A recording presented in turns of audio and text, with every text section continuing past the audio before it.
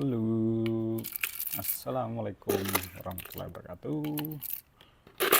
Selamat hari hujan.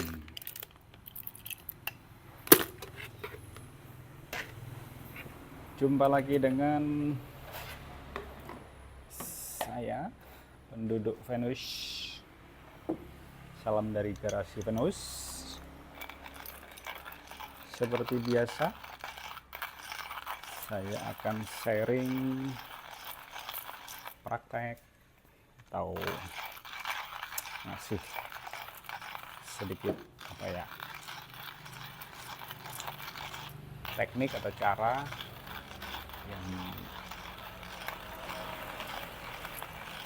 yang dipakai untuk membuat espresso, tetap espresso ya.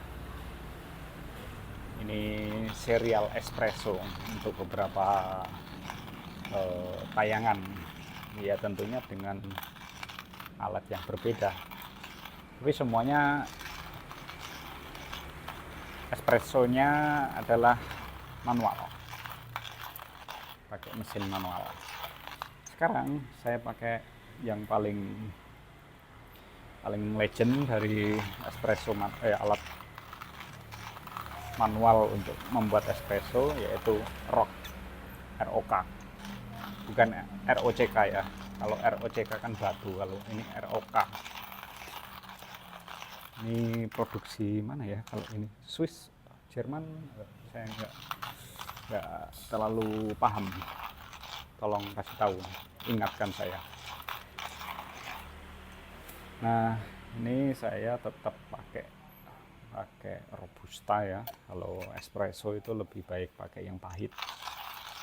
Nah, kalau yang pahit ya robusta single origin lereng Semeru dari Biji Alif.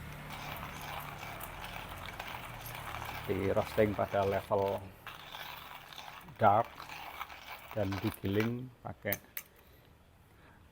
alat giling manual andalan dari Latina.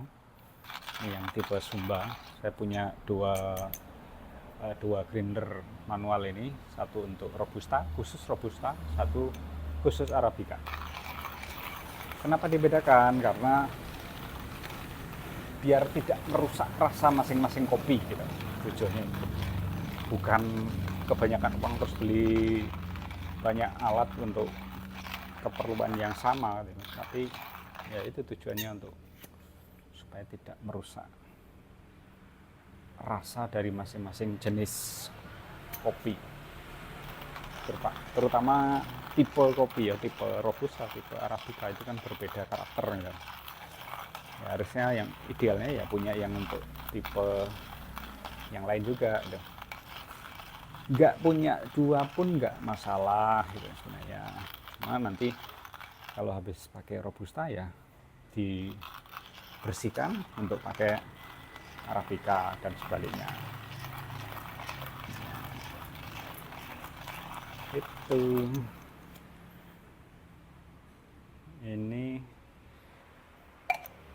saya tidak pakai ukuran atau takaran ya, jadi pakai feeling aja, pakai berapa banyak roast bean-nya, kemudian digiling sedemikian rupa sampai batas ini.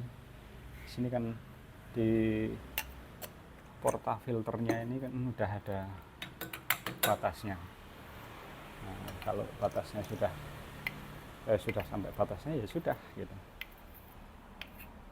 Ini tempernya juga bawaan dari Rock ini.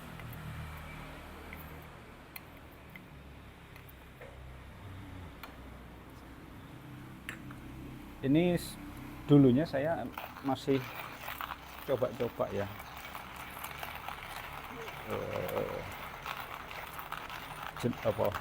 ukuran gilingan, jenis kopinya dan yang lain-lainnya gitu, untuk mengetahui karakter alat kopi ini, sehingga akhirnya saya ketemu yang paling pas gitu. Saya kira dulu alatnya rusak ini, alatnya nggak bener ini.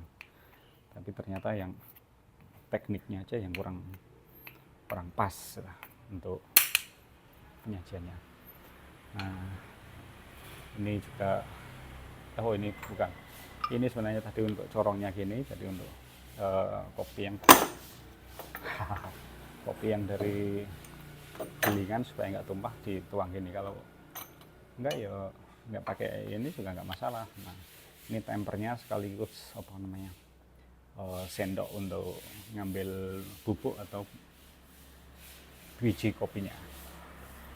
Nah, kemudian nanti saya kasih paper filter. Ini paper filter untuk apa namanya, untuk aeropress.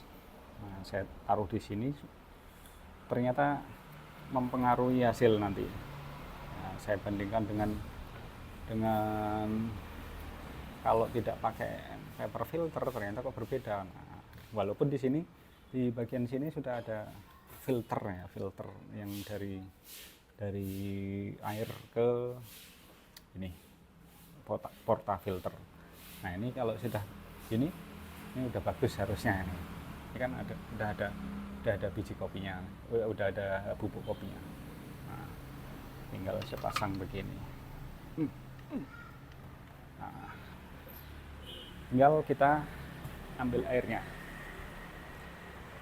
Nah, airnya saya pakai pada suhu 90 sampai 95 derajat.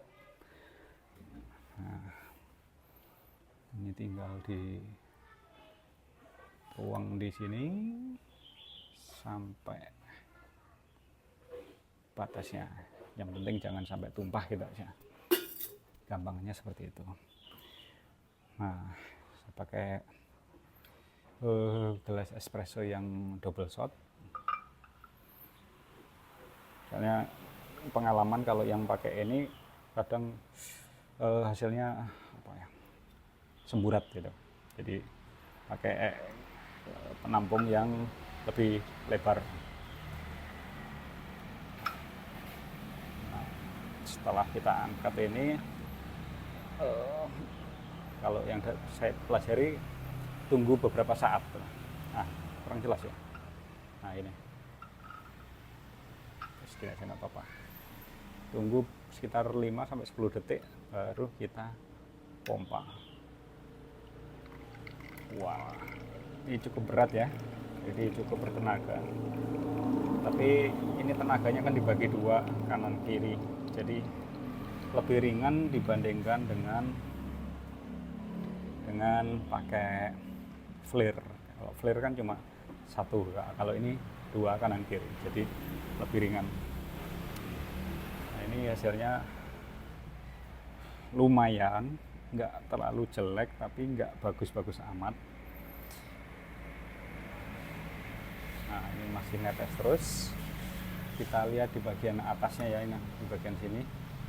Ini kremanya muncul tapi tidak terlalu tebal. Ya, cukup bagus lah. Nah, ini hasilnya adalah double shot. Jadi ukuran untuk double shot. Ini boleh dilakukan sekali lagi. Masih ada. Nah, ternyata kalau dilakukan sekali lagi kremanya keluar. Nah, saya dekatkan. Lumayan bagus kan kremanya. Oke, lumayan bagus untuk ukuran manual espresso. Ini saya bikin videonya sore hari, sore sambil menikmati espresso di teras. Sampai sedikit tumpah tadi. Nyantai di teras sambil nanti habis ini lap-lap motor. Biasa motor tua ditaruh di teras,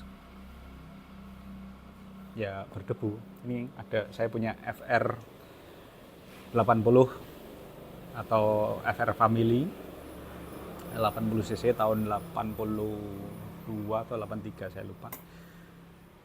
Sementara ini tidak dijual, masih buat display, bukan display, buat pajangan di teras. Oke, sekian dulu video dari saya. Kurang dan lebihnya mohon maaf, mungkin terlalu panjang atau terlalu bertele-tele saya menjelaskan. Intinya dengan alat manual espresso seperti ini saya sudah bisa bikin espresso yang lumayan konsisten. Rasa yang dihasilkan juga bagus, kremanya juga muncul. Nggak perlu ke kafe, kecuali pada saat-saat tertentu ya ngumpul dengan teman-teman itu perlu ke kafe kayak gitu-gitu. Nah, ini dengan modal